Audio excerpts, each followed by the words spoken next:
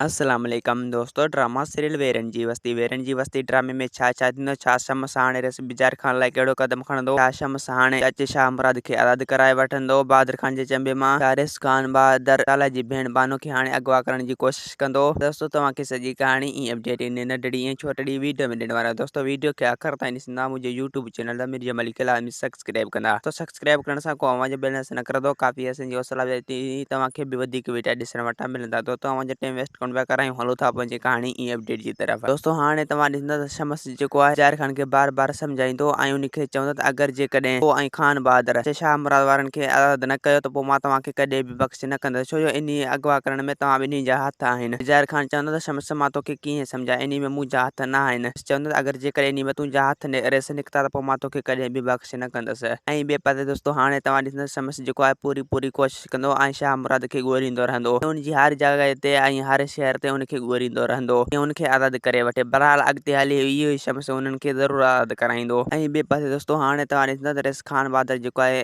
चिबड़ सां मिलंदो। चिबड़ खे चवंदो त तूं पंहिंजी बानो जी संग बिजार खान खे ॾे। चिबड़ चवंदो त रिस मां ईअं नथो करे सघां, छो जो हू हिकु ज़ालिम इंसान आहे। मां पंहिंजी धीउ जो संग उनखे नथो ॾेई सघां। बहादुर खान चवंदो त चिबड़ अगरि जेकॾहिं तो बानो जी संग उनखे न ॾींदो त पोइ असांखे ॾाढ करणी पवंदी, पोइ तोखे असांखे ॾाढी सां झुकाइणो पवंदो। चिबड़ खान चवंदो त भले तव्हां ॾाढ कयो, अगरि जेकॾहिं तव्हां पोइ मूंसां ॾाढ कयो त पोइ तव्हां बि हिते न रही सघंदव। बहादुर खान चवंदो त चिबड़ अगरि जेकॾहिं तूं इन बंदी में इनकार थो करीं त पोइ असां बि तोखे ॻोठु निकाली ॾेई छॾींदासीं, पोइ तोखे जिथे वञणो पवंदो। ऐं ॿिए पासे दोस्तों हाणे तव्हां ॾिसंदो त रिस शाह मुराद जेको आहे घणो परेशान हूंदो, न उनखे वाटूं मिलंदियूं न छा, ऐं उन वटि न काई मोबाइल हूंदो। ॿिए कंहिंखे कॉल करे हू उनजे करे घणो परेशान हूंदो। हू हुतां निकिरण जी कोशिशि कंदो, बहरहाल हू हुतां न निकिरी सघंदो हाली फ़िलहाल। हिते हली पोइ इहो ई शम्स जेको आहे शाह मुराद खे ज़रूरु आज़ाद कराईंदो। दोस्तों उमीद त कहाणी आई हूंदी आहे वाक़ई पसंदि असांखे ॾींदा। हाणे जा त वरी तव्हां सां मिलंदासीं के नई ईंदड़ वीडियो में। जेसीं थी मुंहिंजो ख़्यालु रखंदा। ख़ुदा हाफ़िज़।